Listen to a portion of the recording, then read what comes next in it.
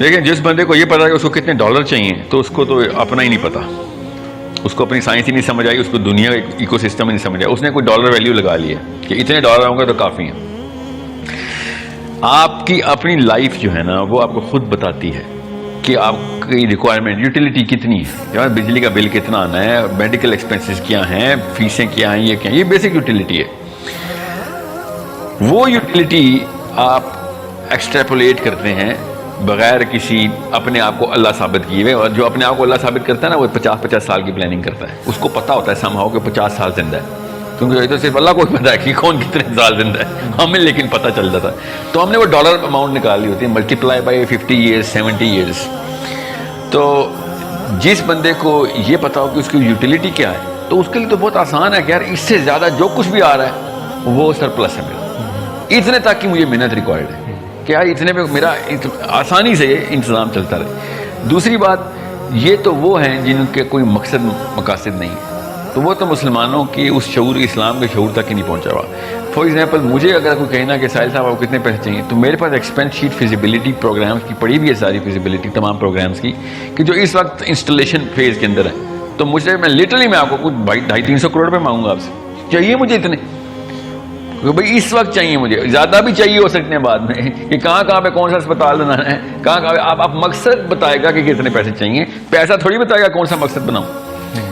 یہ تو ہو ہی نہیں سکتا کہ پیسہ آپ کو اللہ والے مقصد بنائے کہ میرے پاس اب 50-500 کروڑ آ گیا, اب بتاؤ کدھر کدھر مسجدیں بنانی ہیں. کبھی آج تک ایسا ہوا ہے؟ کبھی بھی نہیں ایسا, نہ ہی ایسا ہوگا. اس کی ہماری بیسک سائیکالوجی کے خلاف ہے. جو پیسے کی طرف جا رہے ہوتے ہیں ان کی ذرا فیسینیشن کرو دیکھیں ذرا, اللہ تعالیٰ نے کیوں قارون کے اوپر آیتیں نکال دی ہیں. سوچیں اللہ نہ بتاتے اس کا کتنا خزانہ تھا تو کیا فرق پڑتا تھا, گناہ تو کوئی اور تھے اس کے. میں آپ کو آسان کر کے بتاتا ہوں, اس کے بعد کسی چیز کی کسر نہیں رہے گی. میرا 2.5 گھنٹے کی ایک سیشن ہے اس کے اوپر, آپ کو میں 2 منٹ میں بتاتا ہوں کہ نبی علیہ السلام سے زیادہ کوئی خیر خواہ نہیں ہو سکتا امت کا. میری امی بھی نہیں ہو سکتی, آپ کی امی بھی نہیں ہو سکتی, آپ کے ابو بھی نہیں ہو سکتے, میرے ابو بھی نہیں ہو سکتے. نبی علیہ السلام کی ڈائریکٹ حدیث سنا رہا ہوں کہ میں تمہارے نفس سے بھی بڑا خیر خواہ ہوں. ٹھیک ہے, تمام امتیوں کو پتہ ہے اس بات کا. آپ کی امی آپ کے لیے اور میری امی میرے لیے, ڈاکٹر صاحب آپ کی امی آپ کے لیے, سب سے پہلے آپ سب کی دعائیں وہ ہیں. آپ کی امی کیوں, میری امی کی دعا سب کی سیم, میری بھی اپنے بچوں کے لیے سیم ہے. Top 2 prayer are the same. سب سے پہلی دعا کیا ہوتی ہے, یا اللہ اس کو صحت دیں, یا اللہ اس کو رزق دیں. ٹھیک ہے, اور تیسری یا اللہ اس کو 500 سال کی عمر دیں. یہی ہے کہ اتنا پیسہ جو اس کو مل گیا ہے تو اس کے پاس ٹائم بھی تو گزارے پیسے کے ساتھ. یہ ٹاپ 3 ٹاپ 5 دعائیں ایسی ہیں. ٹھیک ہے, چلیں کوئی پلاسٹک کا کوئی یہ نہ سمجھے مجھے کہ میں نے کوئی بہت جج کر دیا, پلاسٹک ججمنٹ دے رہا ہوں. لوگ ایمان کی بھی دعا کرتے ہیں, بالکل کرتے ہیں, اپنے بچوں کے لیے, جو بھی, سب کے لیے. مگر یہ ٹاپ 2-3 پریئرز کے اندر اتنا ہمیں پتہ ہے کہ کیا کیا مانگنا ہے, اور ہمیں یہ بھی پتہ ہے کہ ہمیں جو کچھ اصل میں چاہیے تھا وہ اللہ کے نبی علیہ السلام مانگ چکے ہیں ہمارے لیے. نبی علیہ السلام نے کہا یا اللہ میری امت پہ وہ عذاب نہ لیں جو پچھلی امتوں پہ آتے تھے, ان کو مہلت پہ مہلت دیں, توبہ کا دروازہ کھلا رکھیں ان کے لیے. آپ مجھے کہیں سے ثابت کر کے بتائیں, میں تو ثابت کر چکا ہوں اس کے خلاف کیا ہے, مگر آپ ڈھونڈیں ذرا کہ جو امت کا سب سے بڑا خیر خواہ تھا, اللہم صلی علی محمد, اللہم صلی علی محمد, جو سب سے بڑا خیر خواہ محمد مصطفیٰ صلی اللہ علیہ وسلم, صلی اللہ علیہ وآلہ وسلم, ساری کی ساری امت کے سب سے بڑے خیر خواہ نے ایک دفعہ بھی امت کے لیے رزق کی دعا کیوں نہیں کی؟ ایک ایسے کرتے نا تو ہم سب کی 3 وقت کی روٹی اور بڑے بڑے گھر ہمیں ترکے میں ملنے تھے, پتہ ہی نہیں ہوتا کہاں سے آتے ہیں. لوگوں نے کہا تھا مسلمانوں کو تو آسمان سے آتی ہے, بنی اسرائیل کو آئی تھی نا من و سلوہ. ٹھیک ہے, کیسے اللہ نے چھینی پھر کہ تم تو اس قابل ہی نہیں ہو, تمہارے اندر کی کیمسٹری نہیں ہے کہ تم اس طرح کا ڈیوائن رزق سسٹین بھی کر سکو, تمہاری کیمسٹری کے خلاف ہے. خود ہی بور ہو گئے تھے وہ, جب فل ٹائم رزق ملتا ہے انسان خود ہی بور ہو کے کچھ اور کام بتاؤ بھائی, یہ تو نہیں ہوتا ہم سے.